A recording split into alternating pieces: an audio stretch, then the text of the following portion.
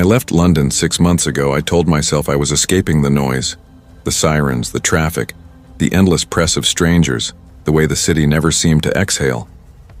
But that wasn't the truth. I wasn't running from London. I was running from the silence that followed my mom's death. My therapist called it grief avoidance. She said a slower life might force me to face it. So when I found a tiny cliffside cottage outside St. Ives, Cornwall, I packed my apartment, loaded up my 2-year-old lab, George, and drove until the skyline disappeared behind me. The cottage was small, built in the 1940s, sitting alone on the edge of a rocky hill overlooking the sea.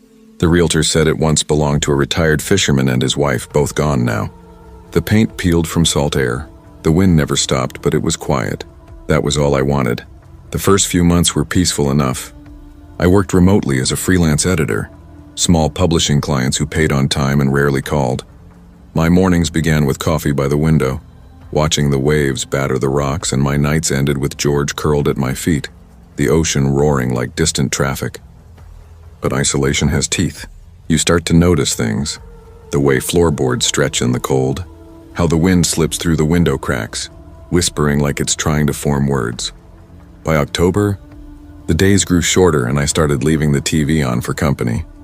I was editing a manuscript about maritime ghost legends, an anthology of sailors' tales, lost ships, and drowned lovers.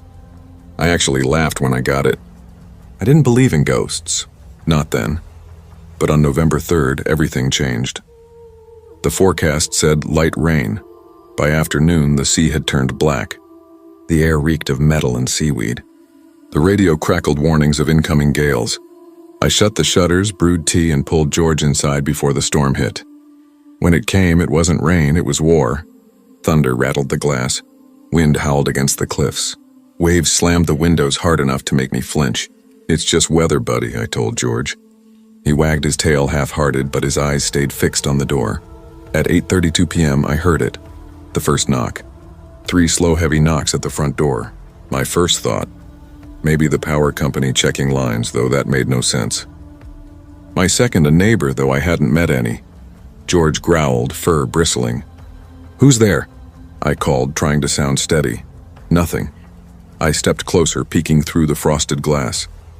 A shape stood outside, broad shoulders, tall frame, no umbrella, just standing there in the storm. "Can I help you?" I shouted over the wind. The figure didn't move. Then the doorknob turned, slowly, deliberately, like whoever it was wanted me to hear it. My pulse spiked. "I'm calling the police!" I yelled, my voice shaking. The figure leaned close to the glass. For a moment I saw a face, pale, dripping, too still. Then it turned and vanished into the storm like it had never been there. I slammed the deadbolt and checked every window twice. My hands wouldn't stop shaking. "It's okay," I whispered to George, though I didn't believe it. That night I couldn't stop hearing those knocks replaying with every gust of wind. I should have called someone. I didn't. By morning, the world looked calm again if you ignored the wreckage. Seaweed tangled in the fence, branches strewn across the road, the sky soft blue innocent. I made coffee, laughed nervously, told myself it was a lost hiker or a drunk tourist from the inn down the road. People do weird things during storms. Still, when I opened the front door, my stomach dropped. There were footprints, muddy, heavy, pressed deep into the porch, leading to my door, but none leading away. They ended there. I knelt down, tracing one print with my finger. The mud was still damp. Whoever it was had stood there longer than I thought, watching. George sniffed the air, whining low in his throat. By noon, I convinced myself it didn't matter. I needed distraction. I sat at my desk, tried to work, but my focus scattered. Every time I glanced at the frosted glass, I imagined a shadow behind it. By sunset, I caved and called the local police. A man named Officer Thomas answered. "Evening, miss. You said someone tried to enter your property last night." "Not enter exactly," I said. "They knocked. Then they turned the handle. I saw their face, sort of. It was dark, but they were tall. Male, I think." He sighed like he'd heard it all before. "Probably just someone from town looking for shelter. Happens every winter. Still, I'll log it. Could someone come by? Just to check?" I asked. "We've got 2 cars out on call right now. If it happens again, ring us immediately." "Yeah, okay." I thanked him.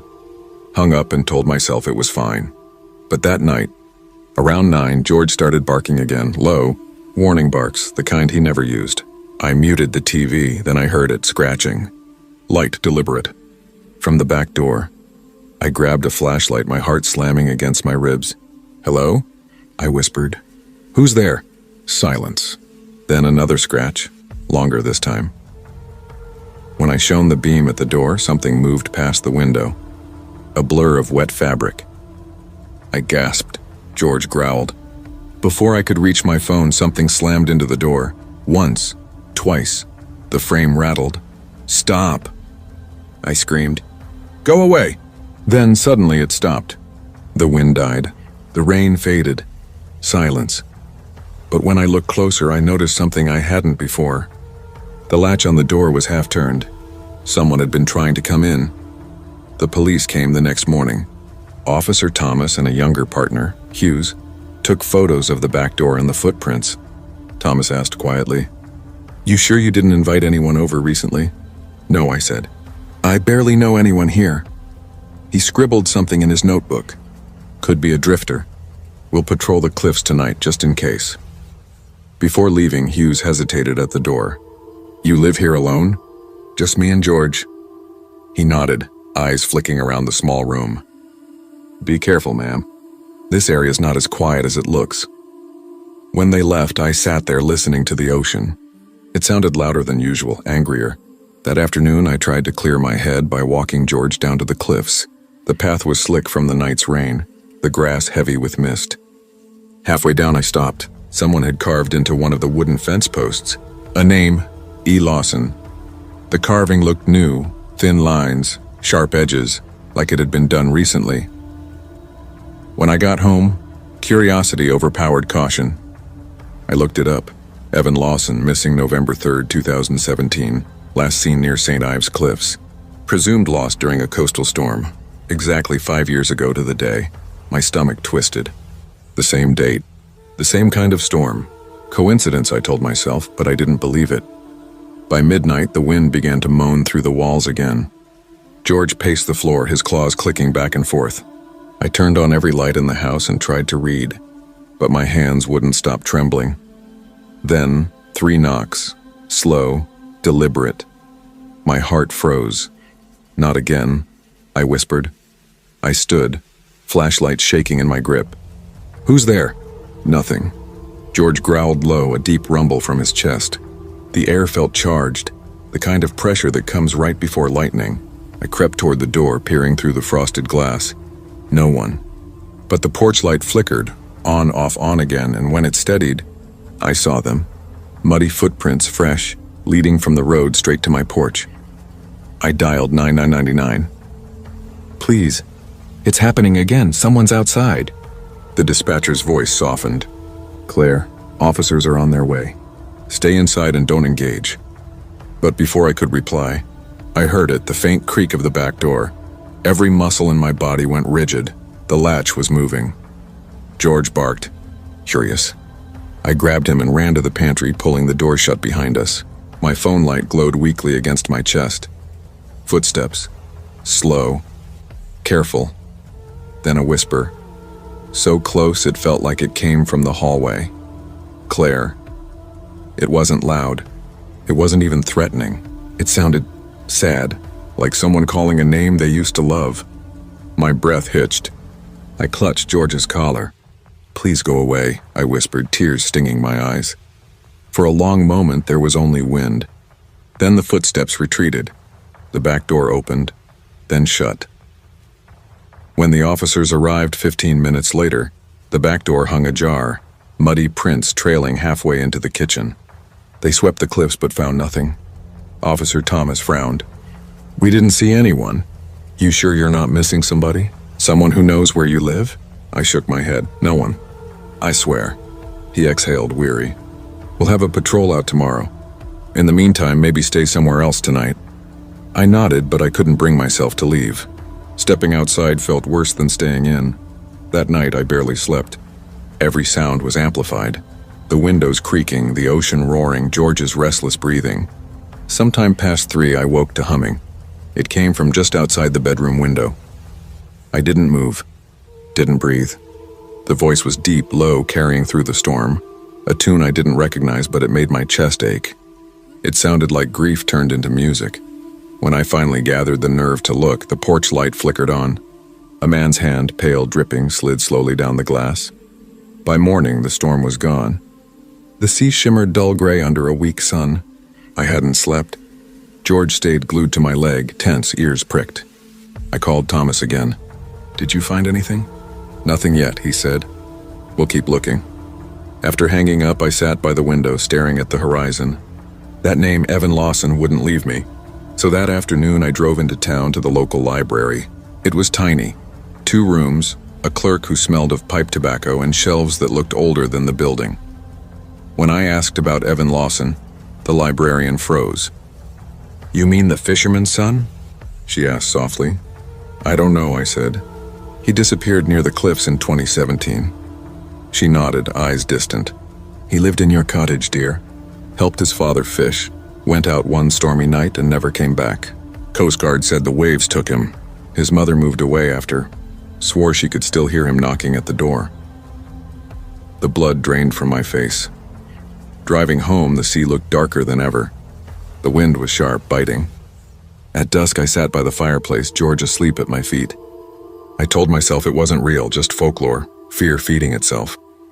But as night deepened, the cottage grew cold. A saltwater smell drifted through the air, heavy and briny. Then a single soft knock. I froze. "Evan," I whispered before I could stop myself. The wind stilled. The house held its breath. Then another knock, softer still. I stood trembling, my hand finding the doorknob. George whimpered but didn't move. I opened the door a crack. No one. Just the sea's whisper and the rain beginning again. But on the porch floor, glistening under the light, was a single wet footprint, leading away toward the cliffs. I stepped outside, heart pounding. "What do you want from me?" I shouted into the wind, no answer. Only the crash of waves. Then faintly, the humming again, drifting up from the cliffs, the same mournful tune. I followed it halfway down the path before stopping. There, freshly carved beneath the old name on the post, were new words, "Go home." That was the last time I ever heard from him. I moved out a week later, back to the noise, the traffic, the city lights that don't flicker when the wind blows. Sometimes, when storms hit London, I still wake to the sound of 3 slow knocks echoing in my memory. And I wonder if Evan ever found his way home. Isolation blurs the line between grief and ghosts. When you run from pain, it follows, taking shape in every silence you refuse to face. Claire thought she escaped the noise, but what she really needed was to listen, not to the sea or the knocking, but to her own unhealed sorrow. Some storms are weathered outside. Others must be faced within.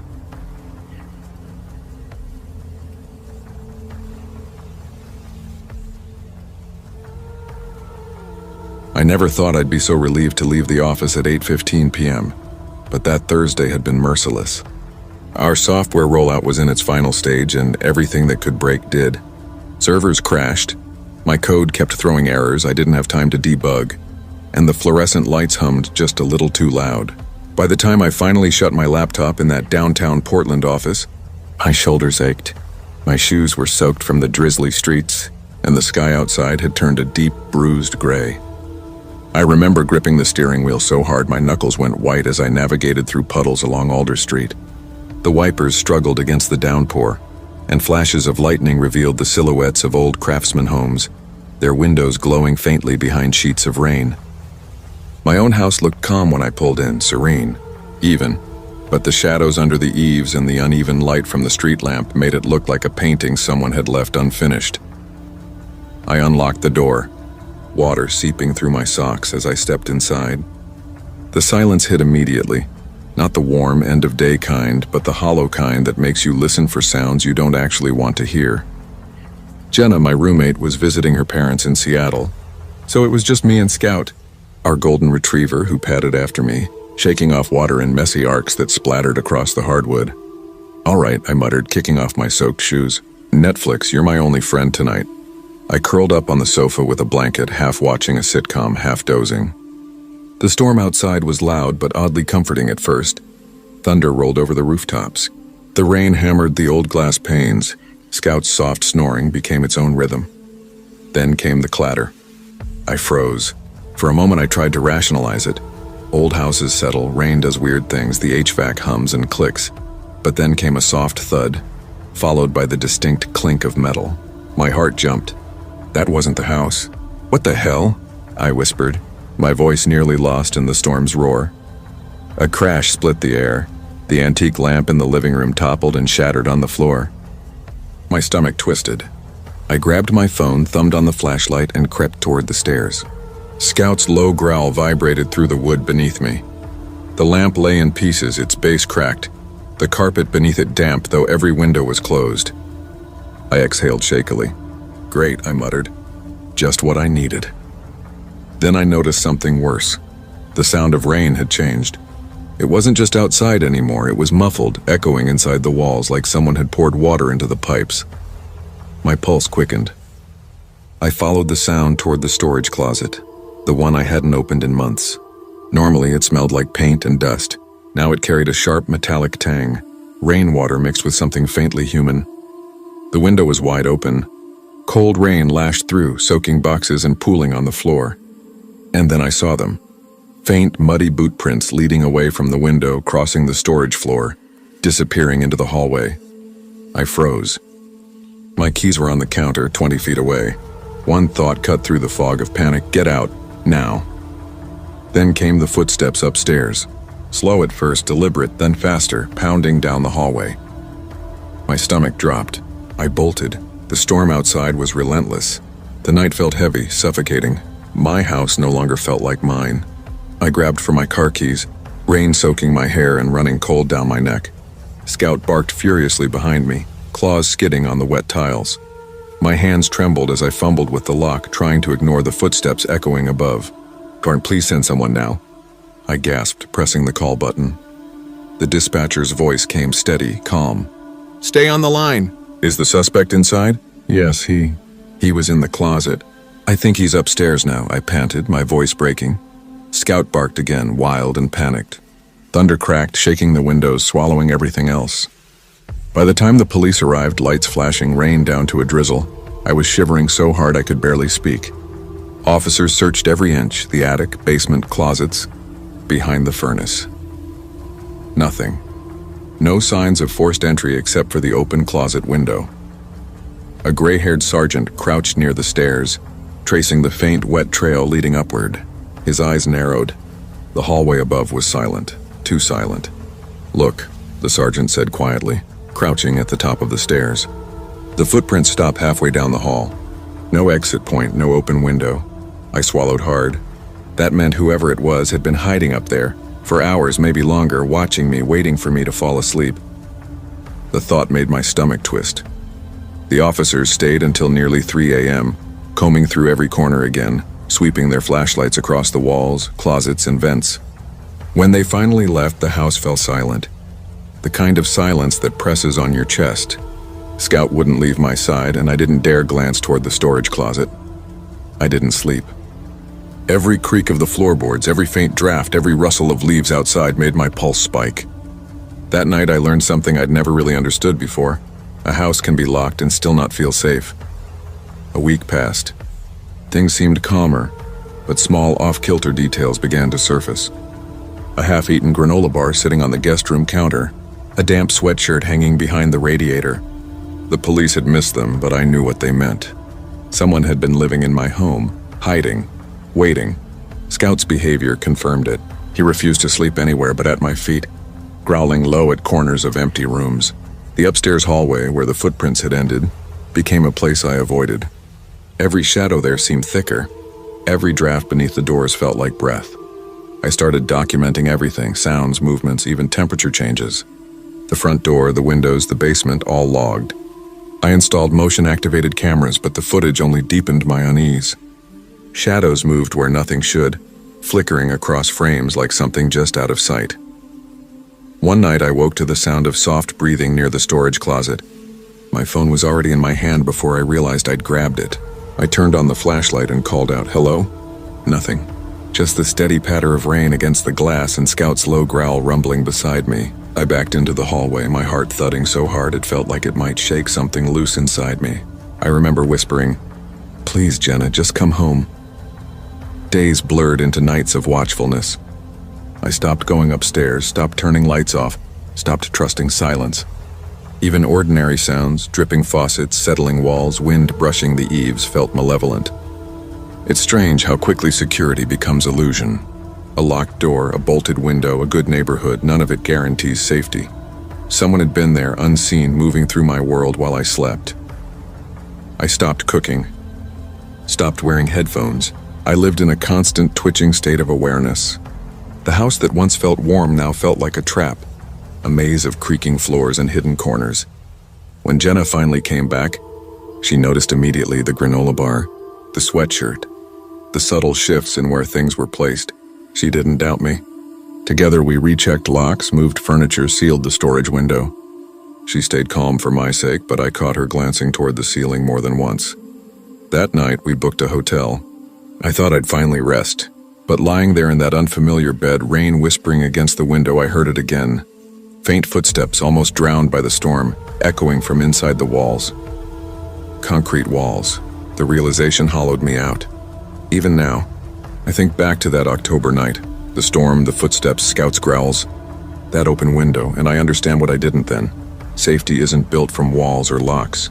It's built from awareness, from knowing what's missing before it's too late. Sometimes the danger doesn't come from outside at all. It comes from the quiet places we've stopped paying attention to, the blind spots inside our own lives.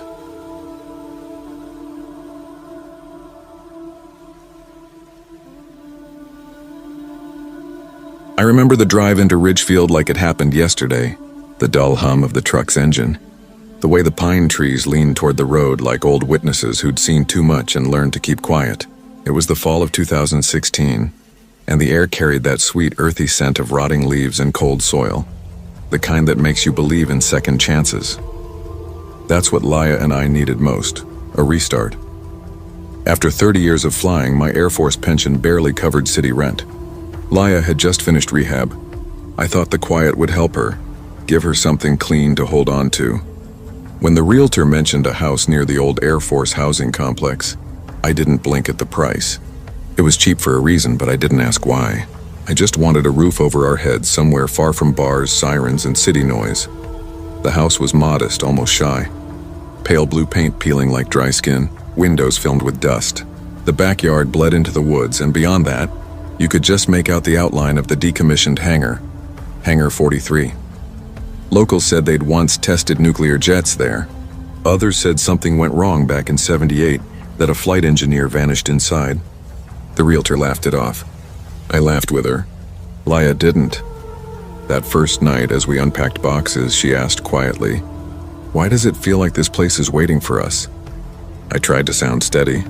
"It's just your nerves. We've been through worse. We had detox ER visits, those mornings thick with anger and shame. Compared to that, the groans and the walls were nothing. It's just a house," I kept saying, as if repetition could turn it into truth. The lights flickered that week. Old wiring, I told myself. Laya swore she heard static coming from inside the walls. I humored her, checked the radio, thinking maybe some leftover frequency from the base. But the night I stood in the hallway, the static stopped the moment I stepped in. The silence that followed felt tight, like something was holding its breath. Laya started painting again. One morning I found her on the porch staring at her reflection in the window pane. "It's weird," she said. "Sometimes it doesn't look like me." I didn't answer. The air was sharp, smelling of pine and dust. "Come inside," I said, rubbing her shoulder. But as we stepped through the doorway, I could have sworn the porch light flickered, though it wasn't even plugged in. I didn't know it yet, but something in that house was learning our names. By November, I'd picked up part-time maintenance work at the airfield. The hangar was fenced off, hazard signs, radiation warnings, the works. Still, every night I passed it, I saw a faint orange glow bleeding through the cracks like someone welding in the dark. Nobody else seemed to notice. Laya spent her nights alone. I worried, but she promised she was staying sober. We had a deal. I'd be home before sunrise. She'd call if she felt tempted. The first time she mentioned the voice, I thought it was stress talking. "It's like radio chatter," she said one morning. pale in the kitchen light. But when I turn everything off, it doesn't stop. Baby, it's an old bass, I told her. Probably some frequency leak. She frowned. Then why does it say my name? That hit harder than I let on. I checked the attic, the vents, the wiring, nothing. But that night I heard it too. Faint, rhythmic, almost human. A soft crackle. Then 3 words that froze the air in my lungs. Laya, don't trust him. The voice was deep, masculine, not mine, not anyone I knew. I killed every breaker in the house, but the sound kept pulsing through the dark, steady as a heartbeat. The next morning, Laya was silent. Her hands trembled as she poured coffee. It's him, she whispered. The man from the hangar. I almost laughed until I saw the burns on her fingertips. She said she'd woken up to the lamp turning on by itself. When she touched it, the metal was ice cold. So cold it burned, and yet it left blisters that bubbled by morning. Something had started watching her. It was 2 weeks before Thanksgiving when Laya's friend Melissa dropped by. I was working a double shift that night, so I texted Laya around midnight just to check in. No reply. The next morning, Melissa told me what happened. They'd been listening to an old record, drinking tea, talking about life, normal things. Laya, trying to sound light, joked about the ghost. If it wants to talk so bad, it should at least pour me a drink, she said. That's when the room went silent mid-song. The power stayed on, but the record stopped spinning. When Melissa looked at her, Laya's eyes were no longer brown. They were black, completely like pools of oil, no whites, no pupils. Her voice came out low, guttural, static-ridden, like something forcing its way through her throat. Melissa screamed and tried to run, but the front door slammed shut on its own. Then a voice drifted down from upstairs, low, vibrating, male. I am not your husband. Melissa said the air turned thick, pressing down like deep water. The house groaned, the walls stretching with each word until it felt like they might split. Then suddenly everything went still. The silence after was worse than the noise. When I came home, the front door was wide open. Laya sat on the floor, rocking, whispering prayers under her breath. Melissa was gone. Laya looked up at me, her face pale, her lips trembling. He was in your uniform, she said. I didn't sleep after that. Every sound in that house felt wrong, too close, too long. Laya refused to be alone. She slept with the lights on, sometimes clutching a small wooden cross she'd found in a box of her late mother's things. We called the local pastor. He came the next day with 2 church elders, murmured prayers, sprinkled holy water around the room. When they reached the window, they stopped. There were 3 perfect burn marks beneath it, small circles like prints from an engine coil. That night, around 3 a.m., I woke to Laya's scream. She was frozen in bed, eyes open, body rigid. A tall shadow leaned over her, whispering not into her ear but into her breath. The words were low, indecipherable, crawling through the air. I couldn't move. My body locked up, panic clawing at my chest. Then I heard it. Renounce him and I'll stop, I shouted. Lunged forward, yanked her off the bed. Started reciting the Lord's Prayer, the only thing I could remember clearly. The shadow recoiled, unraveling like smoke and wind. Laya gasped and collapsed into my arms, sobbing so hard she shook. I held her until sunlight filled the room. The pastor came again at dawn. His eyes were red, his hands trembling slightly. You need to leave, he said quietly. Some places are marked. Faith alone won't always cleanse them. We left the next day. Laya couldn't stop shaking. That night, while we packed, she froze by the window. Tap, tap, tap. A man's silhouette stood outside, his face blurred by frost. Let me in, the voice whispered. We left without turning back. The house sold within a week. The new owners lasted 3 days. They called the police, saying they'd seen a man in the hallway wearing a pilot's uniform. After that, the county condemned the property. The entire housing complex was shut down in 2019. Laya stayed sober after Ridgefield. She never spoke about that night. But sometimes I'd catch her staring into the dark corners of our new home, listening for something I couldn't hear. Once, she asked softly, "Do you ever think it followed us?" I wanted to say no. But sometimes when the radio crackles at night, I still hear static, just before a man's breath slips between the frequencies. The house still stands behind the pines, fenced and forgotten. They say the power's been cut for years. but truckers passing by at night swear the porch light still flickers on, right before the static hum begins. Sometimes the ghosts that follow us aren't born from graves or experiments. They're echoes of what we refuse to face: addiction, guilt, denial. They find voices when we don't listen soon enough. And some places, like some people, remember what we bring inside.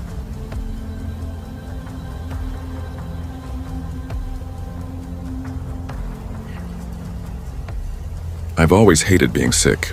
Not that I'd ever admit it, especially not to my sister, Lily. She'd laugh, call me dramatic, tell me to man up, so I played it cool, even though the fever made my skin ache and my throat feel like sandpaper. Earlier that day, lying under a heap of blankets in the second living room had felt like heaven. It was quiet there, away from the blaring TV, away from Lily's chatter. Just the faint hum of the refrigerator down the hall, the slow breathing of the old house, the occasional groan of the floorboards shifting with the rain, and the sound I loved most: soft, steady tapping of raindrops against the wide window panes. Normally, no one used the second living room. It was always locked, or at least ignored, as if the space carried some forgotten weight. But today, I'd claimed it for myself, a sick kid's fortress of solitude. Just a little nap, I'd mumbled, tugging the blanket tighter under my chin. The couch smelled faintly of dust and fabric softener. I'd curled into the corner, pillow wedged under my head, and let the low rumble of thunder blur into the edges of my half-dreams. The storm outside was growing, rolling deeper, the thunder spreading like something alive crawling through the streets. I must have drifted off because the next thing I remember was the sound. Footsteps, not the gentle settling creaks of wood. I knew so well. These were deliberate, slow, heavy. Someone was downstairs. My heart lurched. I froze, eyes on the ceiling, trying to make sense of it. Maybe it was Lily, or Mom coming back early. Maybe I'd imagined it. I held my breath, listening. Another step, closer this time, the faint thud muffled by the storm. "Mom?" I called, barely above a whisper. My voice disappeared into the sound of rain and wind. No answer. I swallowed hard, every nerve buzzing. Curiosity and fear tangled in my chest until I couldn't stay still. I slid the blanket off, gripping it like it could somehow protect me, and crept toward the stairs. My feet were cold against the wood. The banister felt slick under my sweaty palm. When I leaned just far enough to see into the kitchen below, my stomach turned to ice. There was a man standing there, tall, disheveled, motionless beside the counter. Mud streaked across his shoes and pants. His hair clung wetly to his forehead, and his skin looked too pale under the dim yellow light. He wasn't moving. He wasn't doing anything. Just standing, facing slightly away, head lowered. My mind scrambled for something rational. A neighbor? A delivery guy? No one like that would just stand there. My breath hitched. I started to step back, slow and careful, but the floor betrayed me. A faint squeak beneath my heel. His head snapped up. The movement was fast, unnatural. His eyes, hollow, empty in a way I can't explain, locked on mine. For a second, I couldn't move. My whole body just failed. Then adrenaline hit like a lightning strike. I bolted. I tore up the stairs 2 at a time, heart pounding so hard it hurt. I slammed my bedroom door shut and twisted the lock until it clicked. My hands were shaking so badly I almost dropped my phone as I grabbed it from the nightstand. "Mom," I whispered, voice breaking. There's a man in the house." She didn't hesitate. Her voice came through the line, calm but sharp enough to cut through my panic. "Caleb, listen to me. Stay in your room. Lock the door. Don't go downstairs. I'm calling the police right now."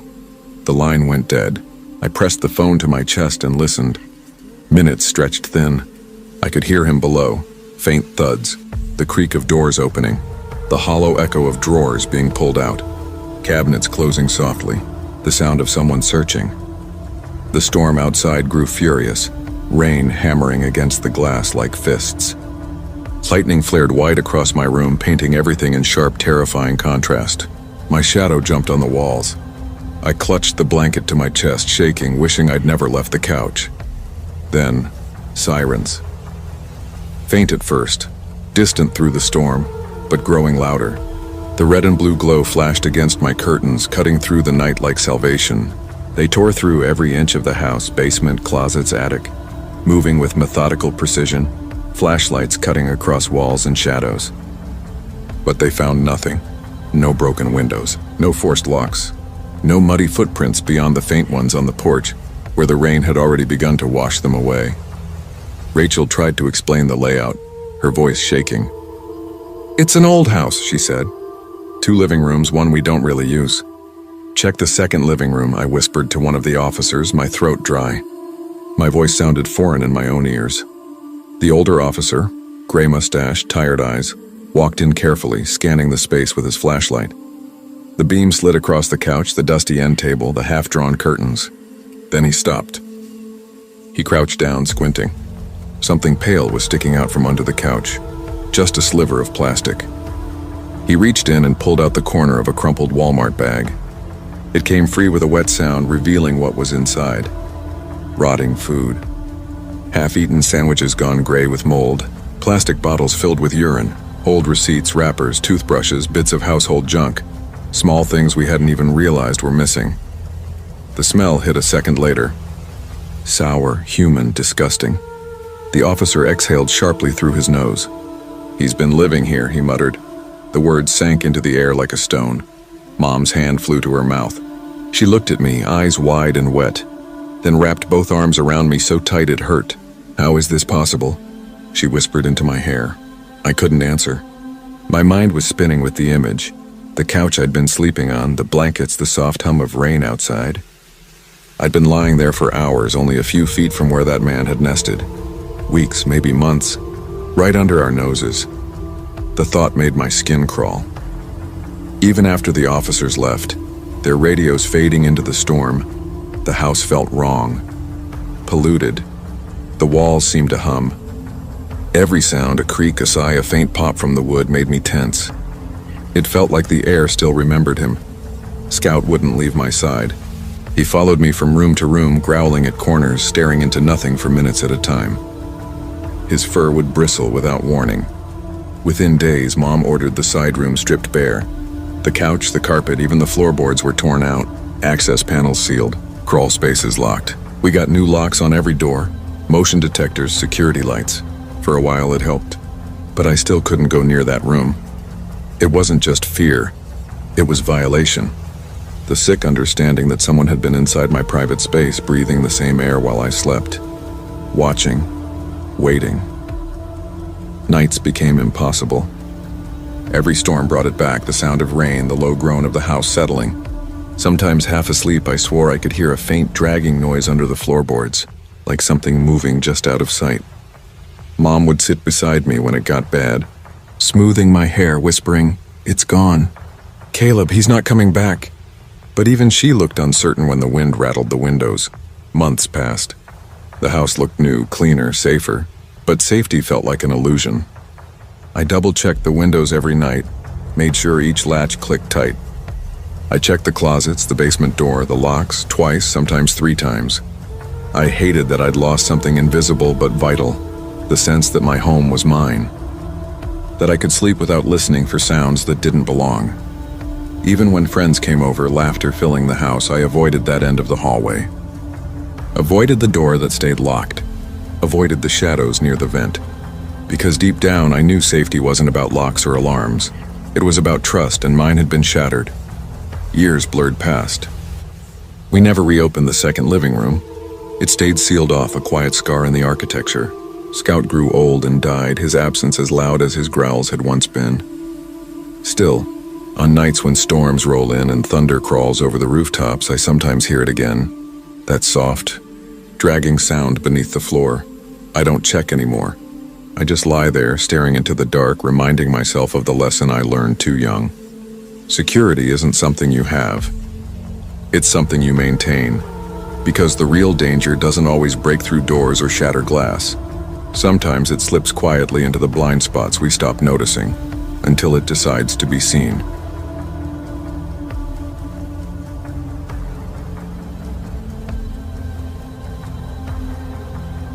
Moving to Lakeshore Drive had felt like a clean slate. After years of apartment living in Detroit, thin walls, honking horns, strangers arguing through the night, I'd had enough. I wanted silence. I wanted space. A small single-story house on the edge of the lake. tucked beside a dense pocket of woods, had seemed like peace made real. From the wide porch, I could see the water shimmer at dusk. The air smelled of pine and wet earth. Isolation didn't scare me. It was the reason I came. 6 months passed quietly. My parents had moved closer to the city, and though I visited often, living alone gave me a kind of independence I hadn't known before. My only companion was Hunter, my 4-year-old black lab, steady, loyal, always alert.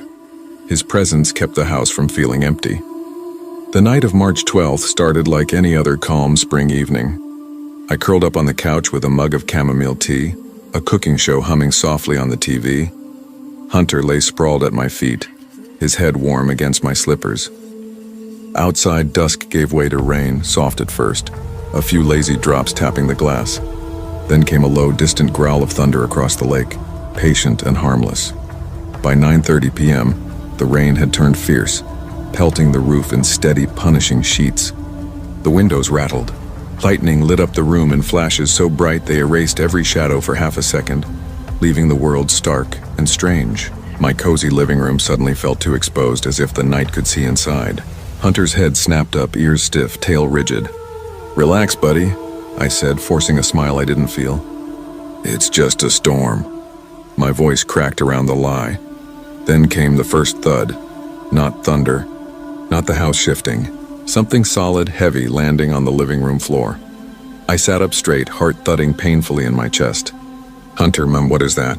He growled low, the sound deep and steady, vibrating through the floorboards. Another thud.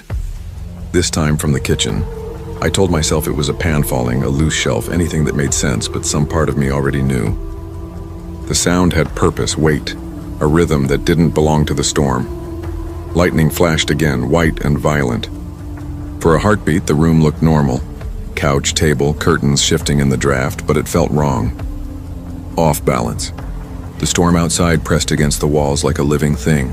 The wind howling, rain hammering, thunder swallowing my thoughts.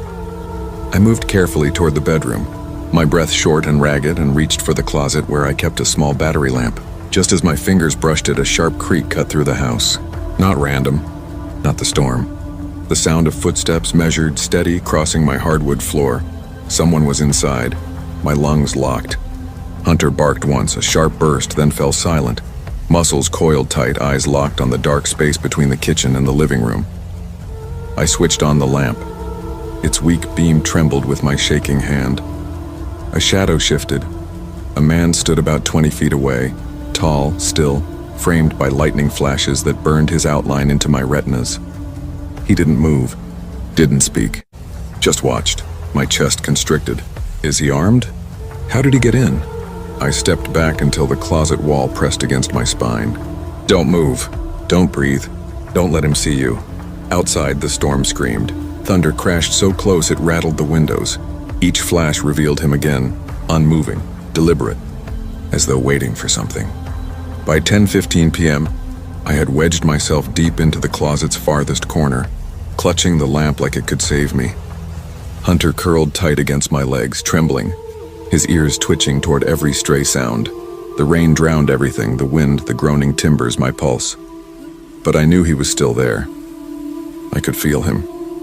The air inside the closet grew heavy and stale. I stared at the narrow slit of light along the floor, watching the flicker of shadows stretch and twist with every flash of lightning.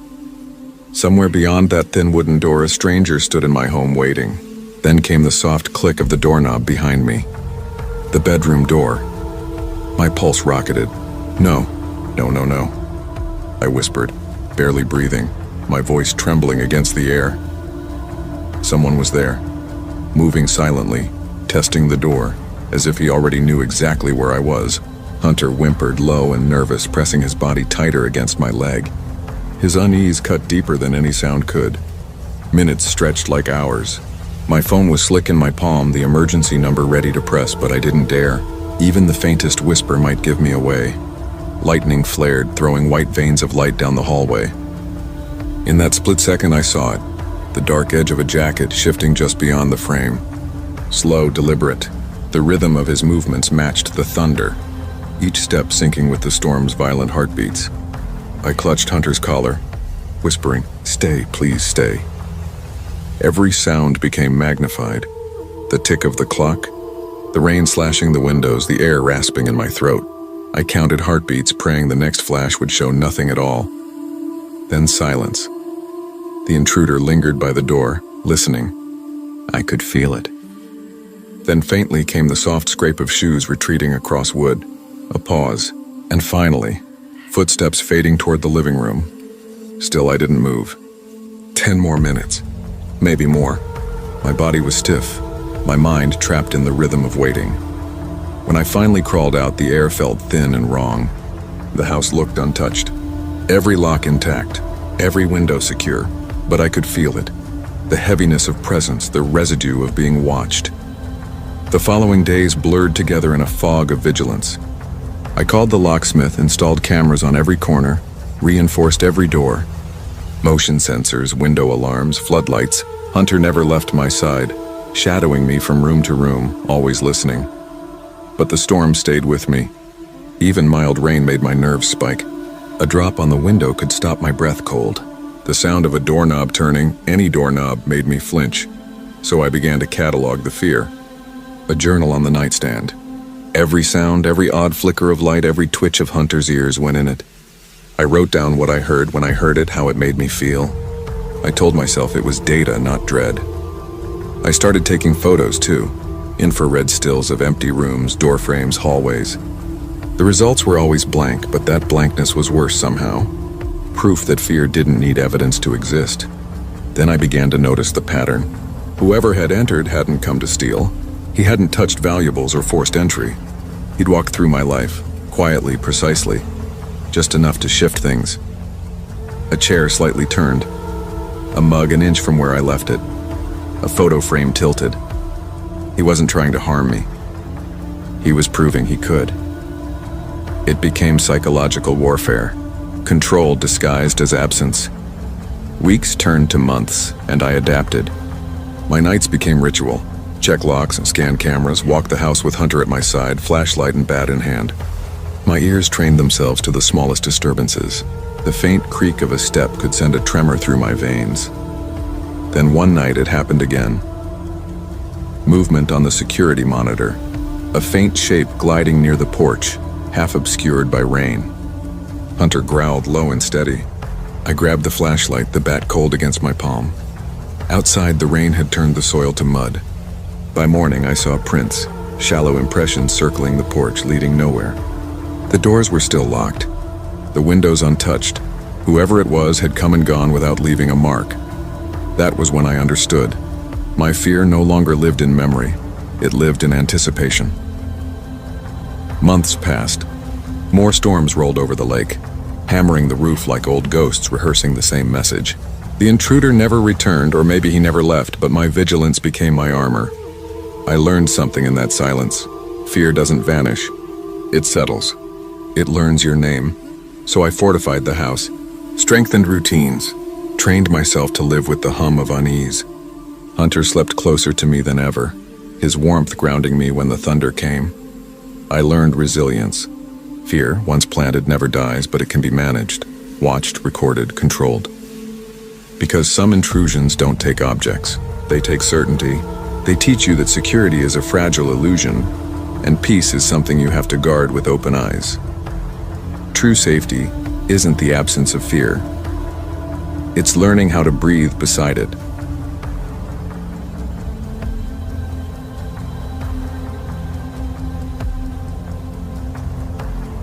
I never thought a family vacation would turn into a story I'd tell for the rest of my life. My name is Maya Woods, and in July 2021 I was 16. Restless, exhausted from school, and suffocating under my parents' constant hovering.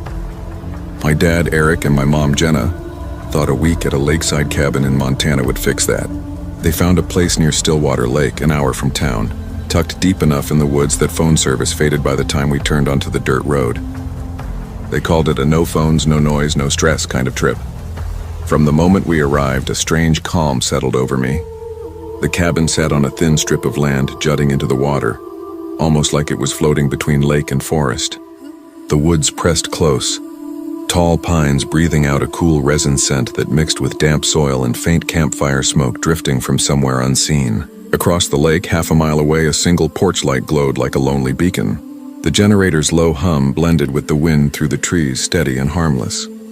The first few nights felt almost perfect. Dad grilled outside, the smoke curling into the pink dusk. Mom sat by the dock, sketching the lake, her pencil tracing ripples and reflections on the paper. I mostly stayed inside, curled up with my phone, scrolling through horror movies that scared me more than I wanted to admit. Scout, our golden retriever, followed me from room to room, tail swishing lazily, always close enough to touch. Then Thursday came. Dad drove into town for supplies, promising to be back before dark. When he texted around midnight saying a rock slide had blocked the road, I felt a pinch of unease I couldn't explain. It was just going to be Mom, me, and Scout for the night. As the sun sank behind the trees, the lake turned black and still, the reflection of the cabin light trembling on its surface. I stretched out on the couch, scrolling aimlessly, when Scout suddenly stiffened and gave a sharp bark. "What's up, boy?" Mom called from the kitchen. Scout padded to the patio door, fur raised, a low growl vibrating in his chest. The curtain swayed slightly, though the door was shut tight. Mom frowned, checking the latch. "Probably raccoons," she murmured. "He doesn't bark at raccoons," I said quietly, watching his tail go rigid. A faint roll of thunder rumbled somewhere far away, like the sky clearing its throat. Mom lit a candle on the coffee table, its small flame flickering against the darkened windows. The generator light dipped, buzzing weakly before steadying again. I yawned, pretending not to notice how my heart was speeding up. "Mom, can I stay up until Dad's back?" She smiled faintly, though her eyes flicked toward the door. "Sure, just keep everything locked, okay?" "Okay." When the generator was finally turned off to save fuel, the silence that filled the cabin felt almost too thick. Only the soft tapping of rain on the roof and Scout's uneasy growls broke it. Then came a faint click somewhere down the hallway. "Did you hear that?" I whispered. "Probably the pipes," Mom said automatically, though her voice was tight. The sound came again, heavier this time, deliberate, like someone easing pressure onto a door hinge. Scout's ears pinned back. I pulled the blanket tighter around me, nails biting into the fabric. Every instinct screamed that something was wrong. By 9:47 p.m., the shadows in the cabin felt alive. Mom grabbed a flashlight and motioned for me to follow. We crept down the hall, the narrow beam cutting through framed photos and dusty hunting trophies. The clock on the wall ticked too loudly, each second stretching longer than it should. When we reached the spare bedroom, the door hung open just an inch. I was certain we'd closed it earlier. "Eric?" Mom called softly, her voice trembling. Silence. The air inside smelled strange, damp, metallic, almost like blood or rust. Boxes leaned against the walls, half collapsed, old camping gear spilling out. Then, as Mom stepped inside, the door clicked shut behind her. "Mom!" I gasped. She turned and yanked it open, nothing there, just the empty hallway. Scout erupted in furious barking from the living room. "Mom, someone's outside!" I shouted, my pulse hammering. Through the glass door, I saw a flashlight lying on the deck, its beam pointed toward the woods. Mom's breath hitched. "He must have dropped it." I shook my head. Dad had it in the truck. The flashlight blinked twice, on, off, then went dark. Rain began to fall softly, a steady patter against the tin roof that filled the silence between our breaths. There was no signal on our phones, just the mocking bars of no service. Mom shoved a chair up against the front door, her hands trembling. "We'll just stay here till morning," she said, her voice barely steady. I whispered, "What if he's still out there?" She looked at me, eyes glassy in the candlelight. "Then he'll find out we're not alone." Scout stood rigid, hackles raised, a low growl rumbling from deep in his chest. He turned toward the hallway, nose twitching. Then from beneath the floorboards came a faint thud, soft at first, then closer, moving toward the kitchen. My stomach turned cold. The small basement hatch sat in the corner of the living room, normally off limits. Now it seemed to breathe. Mom crouched beside it, her hands shaking as she lifted the latch. The wood creaked. She shined the flashlight down into the dark. Boxes, a muddy pair of boots, an open can of beans still glistening under the beam. Someone had been living down there. Before I could process it, a crash shook the front door. Wood splintered, echoing through the cabin. Scout lunged toward the noise, barking so fiercely his voice broke. Mom grabbed my arm, dragging me down the hall. We stumbled into the bathroom, slammed the door, and locked it. The storm raged outside, thunder booming like footsteps in the sky. For what felt like hours, we sat on the cold tile floor, breathing in shallow bursts, listening. Only the wind and rain answered us. Then a new sound, soft dragging across the porch. The scrape of boots on wet glass, footsteps, inside. I fumbled for my phone, thumbs shaking as I texted, "Dad, call police now." The doorknob turned once, slow and deliberate, metal grinding against metal. A pause, then a voice low, rasping, too close to the wood. "You shouldn't have locked the door." My heart slammed against my ribs. Scout growled deep, teeth bared. Then, faint but real, came the distant wail of sirens. The voice went silent. Heavy footsteps retreated, then nothing but rain again. By morning, the police found muddy footprints across the living room floor and the torn remains of a sleeping bag in the basement. The man was gone. Mom tried to calm herself, whispering, "It must have been a transient," but her hands shook so badly she could barely pour coffee. She avoided the windows. For the rest of our stay, we locked every door, every window, never stepping outside after dark. Still, I couldn't shake the feeling of being watched. Every gust of wind felt like breath on my neck. Every shadow stretched too far. Scout refused to sleep on the floor, curling tight against Mom's side every night. Dad came back 2 days later. His presence brought a fragile sense of safety, but even he felt it, the strange heaviness in the air. That night, while we packed, he stopped by the kitchen window, frowning. "Were these footprints here yesterday?" We followed his gaze. Fresh prints trailed from beneath the window, leading out of the basement, not in. Mom's voice trembled. "No, we've been careful." Something in the way she said it made my skin crawl. We all stood there silent, listening to the house breathe. Whoever had been in our home hadn't truly left. Even after the police promised extra patrols and neighbors checked in, the forest around Stillwater Lake felt alive, like it was watching. Each night, Scout growled at empty corners and Mom double-checked every lock, every bolt. I started keeping a journal, documenting every creak, every whisper, every shadow that moved where it shouldn't. Sometimes late at night, I swore I heard a muffled cough beneath the floorboards, or the faint shuffle of boots on the porch. One evening, as Mom packed dishes, she whispered without looking at me, "I think he wanted us to know he was here, to make us feel helpless." I nodded, too afraid to speak. The silence of the woods pressed against the windows. The isolation we had once craved now felt like a trap. There were no other sounds, just the wind, the lake, the soft groaning of trees. When it was finally time to leave, we packed in silence. Dad offered to return alone later for the remaining supplies. The cabin looked empty again, safe, ordinary. But as we closed the front door, a chill ran down my spine. I froze. From the shadows beneath the porch, a voice, low, hoarse, and close enough to feel, whispered, "You left the door open again." I didn't move. Dad turned the key in the lock, unaware. The voice faded, swallowed by the forest. Even now, years later, I still remember every sound. The creaking doors, Scout's growls, the dark breathing of the basement. Some places never let go. Some dangers linger unseen, and no matter how far you run, isolation will never guarantee safety.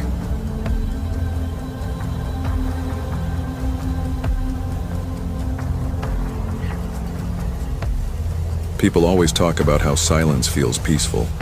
They don't mention the other kind, the kind that hums too loud inside your ears, the kind that reminds you that you're completely alone. That's the kind I remember from the weekend my parents went to Seattle, December 2018. Portland rain, cold, endless, whispering against the windows. I was 17, half bored, half thrilled to have the house to myself. My brother Liam was pulling a double at the hospital, and my parents trusted me enough not to throw a party. Truth was, I didn't even want one.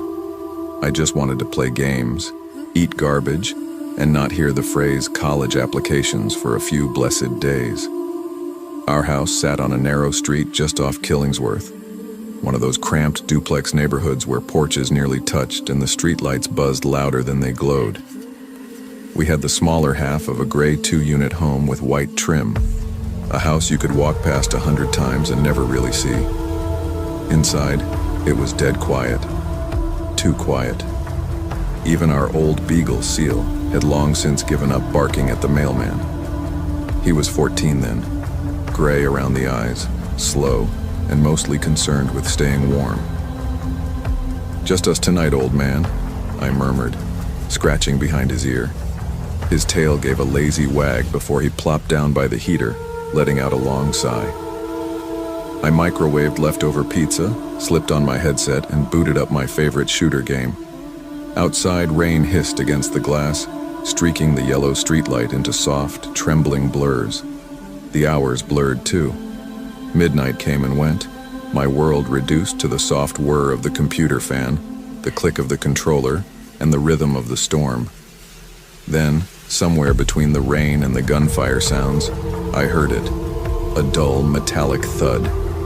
At first I thought I'd imagined it, but then it came again, sharper. "Probably trash cans," I muttered, not taking my eyes off the screen. But when it happened a third time, distinct, deliberate, I froze. I pulled the headset off. The only sound now was the slow tick of the wall clock. "Liam?" I called out, half hoping he'd come home early. No answer. Seal lifted his head, ears pricked. Then he growled. Not a tired old dog grumble, but a deep, guttural sound I'd never heard from him before. His eyes were fixed on the basement door, the one that led to the narrow back alley. My stomach tightened. I told myself it was the wind, the drain pipe, anything but what it sounded like. Then came the slow scrape, metal against metal. Someone was testing the lock. "Who's there?" I called out, my voice trembling enough to embarrass me the moment it left my mouth. Silence, then a muffled curse, male, low and close. Seal lunged forward, barking like he was 10 years younger, his claws skittering across the tile, echoing in the stillness. "Seal, stop," I hissed, though part of me didn't mean it. I grabbed the aluminum bat leaning against the couch, the same one my dad used back when he coached Little League. It felt too heavy, awkward in my hands. The door rattled once, then again. The screws squealed. Whoever was out there was strong, or desperate. "Hey," I shouted, heart pounding. "You need to leave, I'm calling the cops." No answer. Then silence again, so total I could hear my own breathing. For 10 endless seconds I thought he was gone. Then came one more violent shove. The hinge groaned but held. Seal kept barking, throwing himself against the door, his old body trembling with rage. Finally I heard retreating footsteps, fast, uneven strides splashing through puddles, then nothing but the rain, steady and cruel. I stood there shaking, gripping the bat so tight my palms ached. The whole house seemed to breathe with me, each creak, each shift in the wood a fresh spike of fear. I shut off the TV, dialed 911 with shaking hands. The dispatcher's voice was calm, practiced. "Stay on the line, sir. Officers are on their way." Those 6 minutes waiting felt like a lifetime. Every second I swore I could still hear someone outside, waiting for the lights to go out for me to move. When the cruisers finally pulled up, the red and blue lights flashed through the blinds. I nearly cried. They checked the alley. No one there, but footprints. Big ones. Deep in the mud, leading from the street right up to the door. "The prints end at the fence," one officer said, sweeping his light over it. "Looks like he jumped it. You did good calling us." I nodded, though my voice wouldn't come. By morning, the rain had stopped, but everything felt different. Every shadow darker. Every sound sharper. Even the refrigerator's hum made my pulse stutter. Liam got home around 8 the next morning and found me sitting on the couch, Seal curled in my lap like a child too scared to sleep alone. My coffee had gone cold hours ago. "What the hell happened to the door?" he asked, crouching down to inspect the cracked hinge. "Someone tried to get in," I said. My voice wavered halfway through. "Cops came. They found footprints." Liam blinked, his expression caught between disbelief and anger. "You're serious?" "Yeah," I swallowed hard. He almost broke it off the frame. He looked from the door to Seal, then to me. Guess the old man still got some fight in him. I tried to smile, but my hand trembled when I lifted the mug again. The warmth barely helped. We spent that whole day replacing the door and adding 2 new deadbolts. I went to the hardware store myself, picked up a cheap motion sensor light for the back alley. When I came home, the space behind the house felt different, narrower somehow, claustrophobic, like the air itself remembered what had happened. That night, lying in bed, I couldn't stop thinking, what if he hadn't stopped? What if Seal hadn't barked? I'd never really understood fear before that weekend. Not the kind that sits inside you, reshaping everything. It made me realize how thin the walls of safety are, how fragile it all is, an illusion you keep alive until someone decides to push against it. Weeks passed. Winter thickened. Life crept back toward normal, almost, but Seal never went near the basement door again. If I even touched the knob, he'd whine and shuffle backward, nails tapping against the tile. Sometimes late at night, I'd catch him staring at that door from across the room, ears twitching, tail tucked low.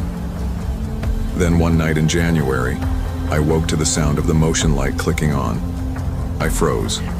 My heart hammered so hard it drowned out everything else. I grabbed my phone, crept into the kitchen, and peeled back the edge of the blinds. Nothing, just mist. The faint orange glow of the streetlight bleeding into fog. But when I looked down, the doormat was crooked, shifted just enough that I knew someone had stepped on it. The police said what they always say. Probably kids or pranksters. Happens this time of year. I didn't argue, but deep down I knew better. I felt better, because fear, once it's real, never completely leaves. The only one who seemed to understand was Seal. When he barked now, it wasn't random. It was memory. A warning born from that night. 2 years later, Seal could barely walk. His hips had given out, his steps uncertain. Every evening I carried him up the porch stairs, his head resting against my arm. His eyes had turned cloudy, but when he looked at me, I could still see recognition there. Something like loyalty, and something like a shared secret. That last night the air smelled like rain again, the same soft mist. I laid him beside me on the couch and he rested his head on my knee. "You saved me, buddy," I whispered. His tail thumped once, weak, but sure. Outside, a delivery van passed, shaking the porch light. It flickered for a second, just like it had that night. When it steadied again, my eyes drifted toward the basement door. Still locked, still solid. Then faintly, so faintly I almost convinced myself it was my imagination, came a sound from inside the wall. Tap, pause, tap. I told myself it was the pipes or rats or the house settling. Anything but what it sounded like. Someone testing the latch again. I looked down at Seal, asleep, peaceful, his breathing shallow but steady. "It's okay," I whispered, brushing his fur. "I'm still here." Outside, the fog thickened until the whole street disappeared. Some dangers don't vanish when morning comes. They linger, in habits, in sounds, in the corners of memory. Fear stays, reshaping the quiet. And sometimes the only thing that stands between you and what waits in the dark is something small. A bark, a lock, a heartbeat of courage that refuses to give in.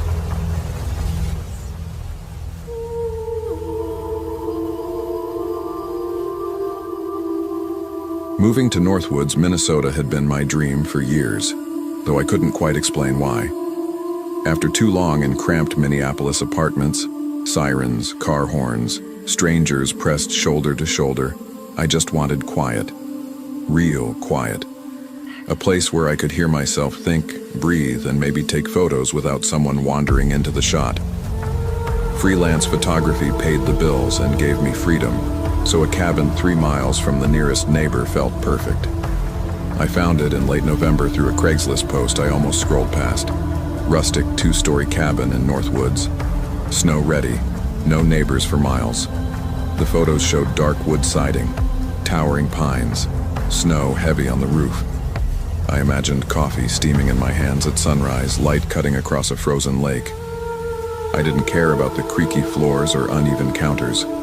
It was mine. Finally, mine. I moved in January, right as the snow began falling thick and relentless. I still remember that drive.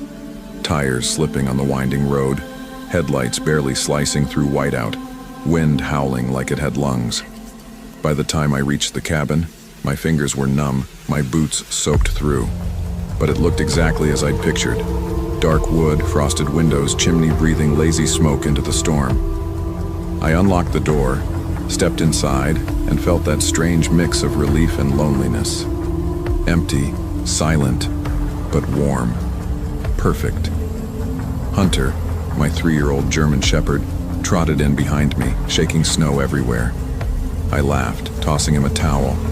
He wagged his tail, thrilled, unaware of the storm outside. "Welcome home, buddy," I said, closing the door and locking it tight.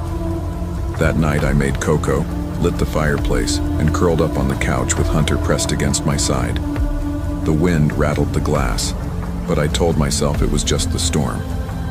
By 8, I was exhausted, unpacking, shoveling, hauling boxes. The lights flickered a few times. The heater groaned, but nothing unusual. Then came the first crunch. Footsteps. Outside. Soft under the snow, but unmistakable. I froze, mug halfway to my lips. "Probably the wind, right, Hunter?" I muttered. His ears twitched, a low growl rumbling deep in his chest. I walked to the window, peering through the frost-streaked pane. Nothing. Just white.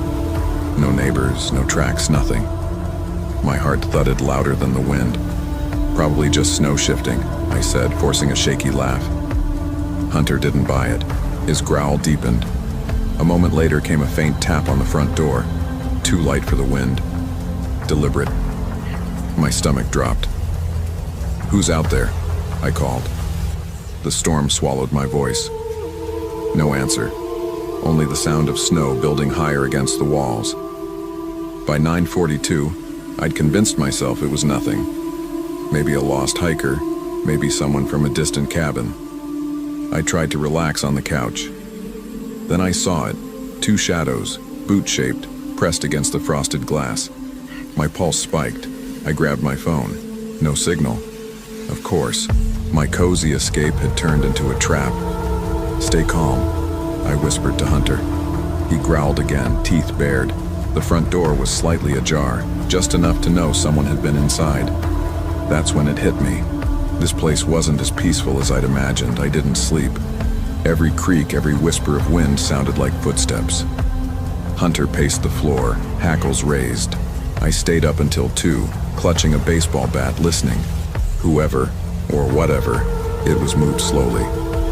Heavy boots on the hardwood, then silence.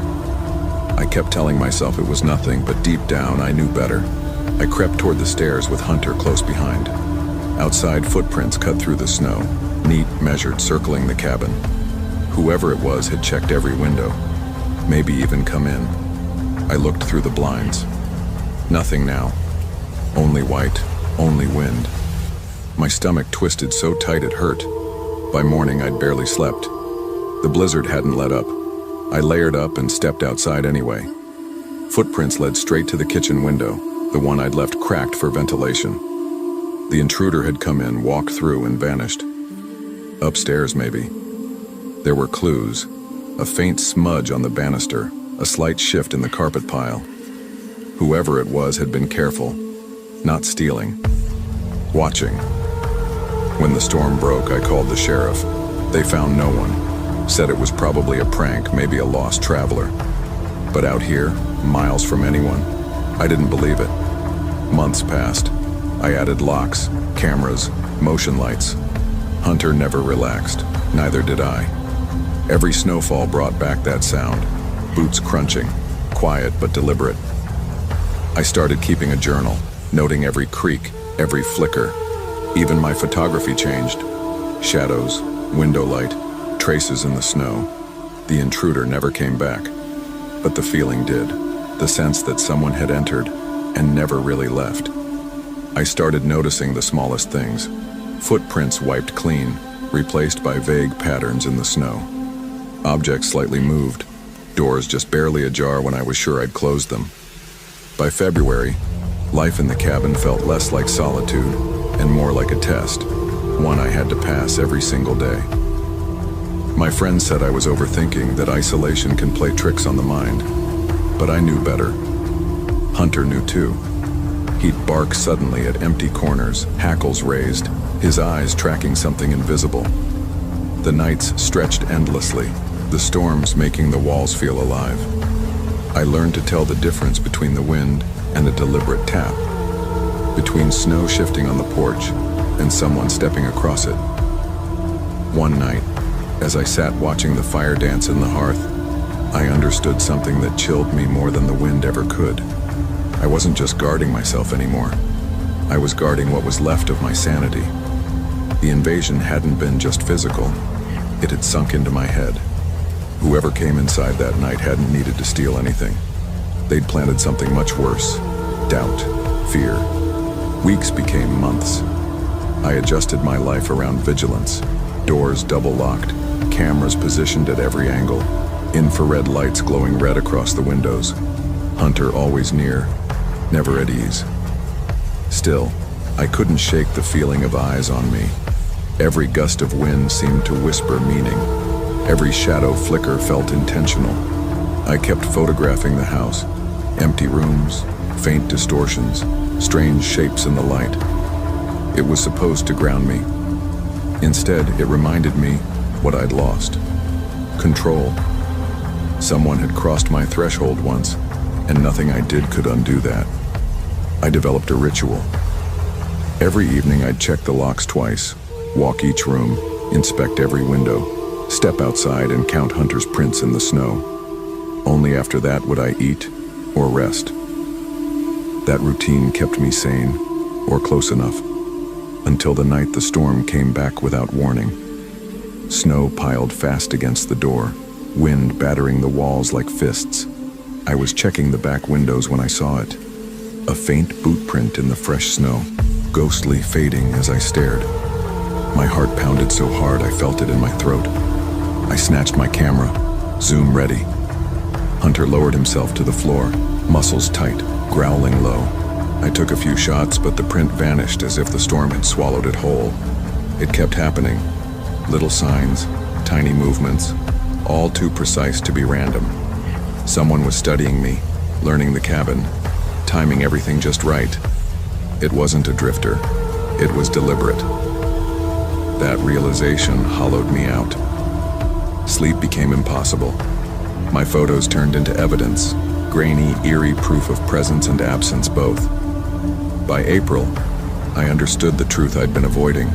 Whoever had been here wasn't after my belongings. They were after my fear. Every knock, every rearranged object, every silence that followed. It was all about control. So I made a choice. On a clear, windless night, I stayed awake. Every camera on, every door watched. Midnight came and went. Around 12:45 a.m., I caught something. A flicker of movement on the porch camera. A shape just at the edge of sight. My breath caught. Hunter stood rigid beside me. I grabbed the bat and flashlight. This time I'd confront it. I crept toward the door, heart pounding in my throat. But when I opened it, nothing. Only darkness, snow swirling softly. Yet the prints told another story. Someone had been there testing me again, watching. By morning I saw it. Subtle changes. A coffee mug turned slightly. A rug shifted just an inch. A curtain pinched wrong. Someone had been inside again. No tracks this time, just Hunter's restless growl echoing through the quiet. That's when it truly sank in. This wasn't recklessness.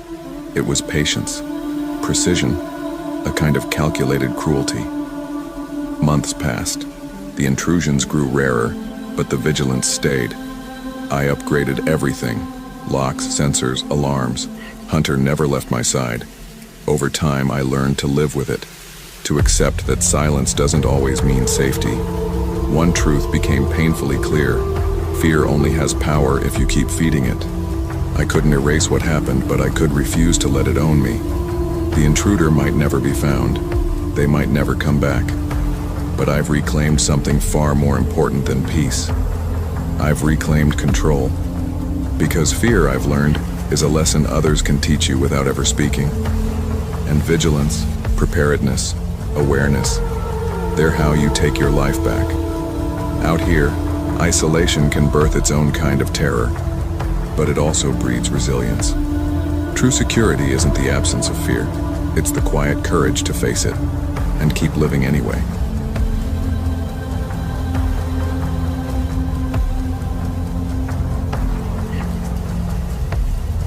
I never expected a summer in Vero Beach to become something that would haunt me for the rest of my life. My name's Ella Benson, and that August of 2004, I was 16, restless, bored, and craving anything that felt like adventure.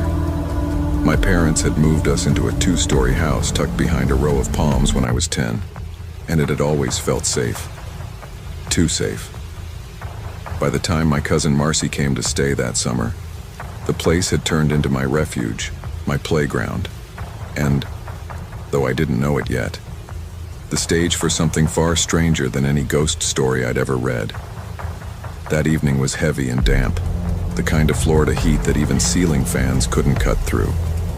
Crickets droned outside, and the air still carried the faint scent of salt and sunscreen from the beach a few blocks away.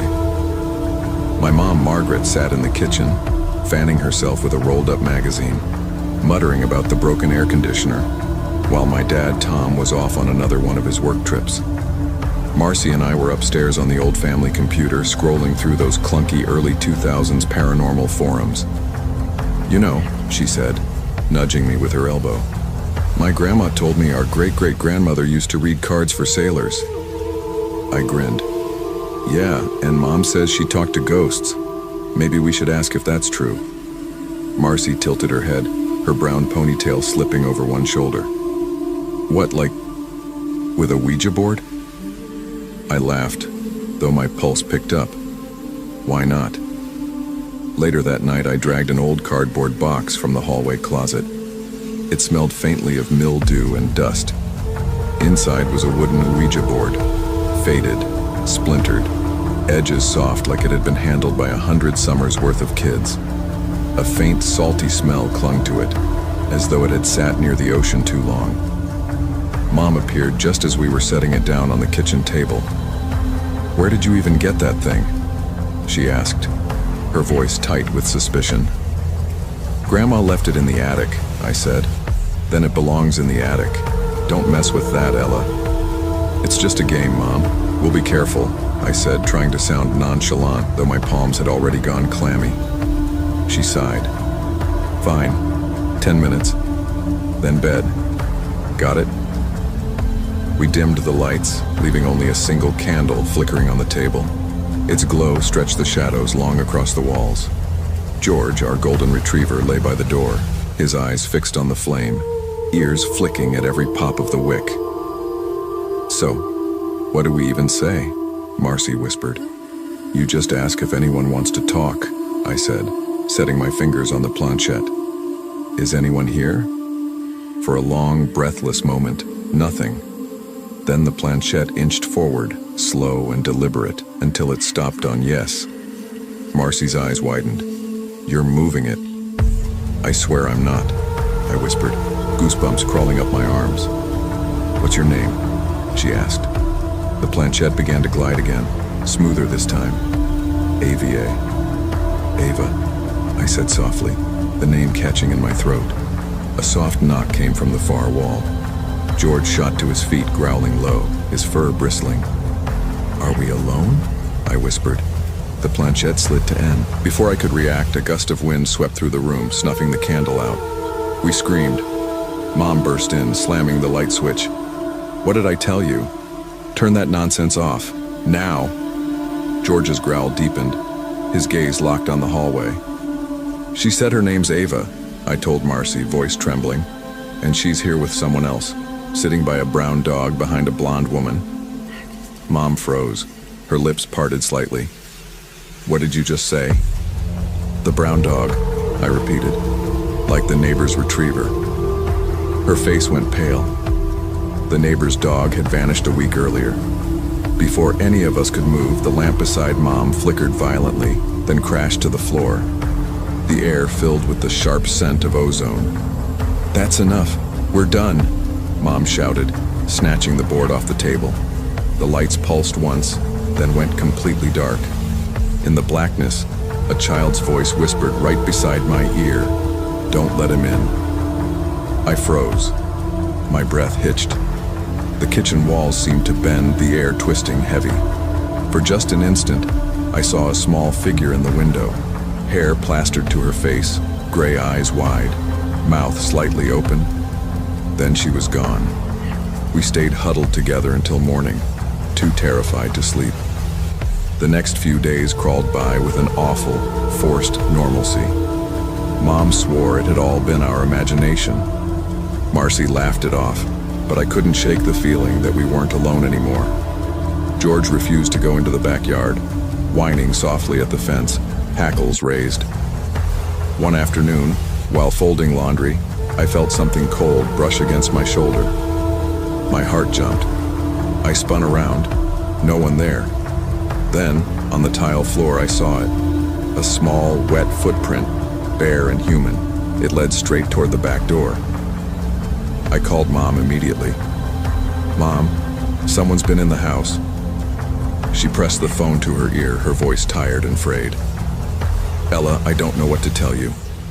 We're careful here. No one else has a key. Maybe it's George's paw prints." I stared at the small mark on the tile. Perfectly shaped toes, no claws. My throat tightened.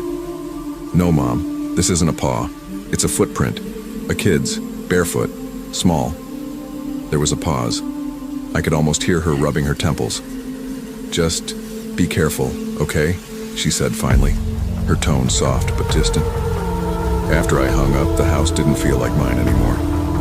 Every creak in the floorboards, every sigh of the wind through the vents made my skin crawl. I started sleeping with my door shut tight, sheets pulled around me like armor. That night, I woke to Marcy's whisper. "Did you hear that?" I held my breath. Then, a giggle. Faint, high-pitched, coming from the hallway. It was the kind of laugh that didn't belong to anyone we knew. Sharp, sudden, and chillingly playful. George sprang up, barking wildly at the closed door, his hackles raised, body trembling. "It's just the heat," Marcy said quickly, clutching her pillow. "People hear stuff when they're half asleep. It's our imagination." But I wasn't convinced. Not after the knocks, the whispers, the footprints. A week later, I stepped into the backyard and froze. The neighbor's brown retriever, the one that had gone missing, lay motionless on the grass. Its eyes were open, glassy. The collar had been placed neatly on the porch like someone had set it there on purpose. I almost screamed but swallowed it down. Mom's voice echoed in my head. "Stay calm, always stay calm." I called the neighbor, who rushed over, hysterical. She had no explanation. That night the air felt heavier. The walls seemed to breathe. George refused to come inside at all, whining until we left him out back. Then, just after sunset, Marcy pointed to the fence. "Ella," she whispered. "Someone's watching us." I followed her gaze. A small figure crouched behind the palms, barely visible through the slats. For a heartbeat, I thought it was a neighborhood kid. Then, it vanished. The dread that had been simmering for weeks finally took shape. We weren't alone. It had been almost a month since that night with the Ouija board, but I couldn't stop thinking about it. About Ava. About her name gliding under my fingers. About that whisper that felt too real.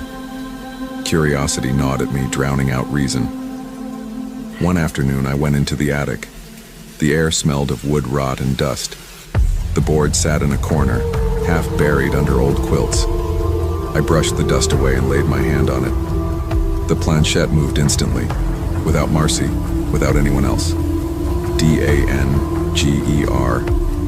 I stumbled back, heart hammering. My throat was dry. That single word said more than anything else ever could. This wasn't a game. It wasn't imagination. Something was in the house. Something tied to the board. Something that knew when we were alone. That evening, I told Marcy, "We have to get rid of it." We tossed it into the fireplace, but the wood wouldn't catch. The flames sputtered, then died, leaving only smoke and the faint smell of salt. For 3 nights after that, the candlelight flickered unnaturally. Objects shifted while we slept, and that same childlike giggle drifted faintly through the air. Mom refused to believe us, saying it was teenage hysteria and heat exhaustion. But even she couldn't ignore the strange cold spots, the flickering lights, the way George snarled at empty corners. Then one morning she found the kitchen candle burned in reverse, melted from the base upward. That's when she stopped arguing. I began keeping a journal. Every sound, every flicker, every footprint. Ava didn't feel evil, not exactly, more like a warning, but the danger she warned about was real. It was a Tuesday night in late August when everything changed. I was on my bed, scribbling in that notebook, trying to piece it all together. George suddenly leapt up, barking furiously at the window.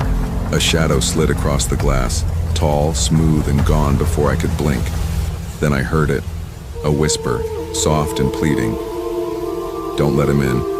My skin went cold. I ran to the window, nothing but swaying palms in the humid dark. The next morning, Mom told me several neighbors had been hearing voices too. Objects moving, doors opening, seeing children that weren't there. Her face was pale, her voice shaking. "We're leaving," she said. "Tonight." That evening, as we packed, I looked toward the attic one last time.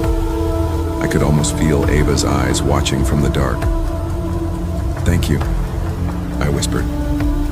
We sold the house before winter. The new owners painted over the walls, replaced the floors, tried to erase every trace of what we'd lived through. But stories lingered. Friends who visited said the ceiling fan would turn on by itself at odd hours. Sometimes they heard a child's giggle drift through the hall. Some things can't be explained. Some things refuse to be erased. I've learned to live with that. The truth that once certain doors are opened, they never really close. Curiosity isn't harmless. Even the kind that means no harm can invite something in. And though I never saw Ava again, her whispers, her footprints, and her faint laughter stayed with me, etched into every quiet corner of memory. Some doors are better left closed.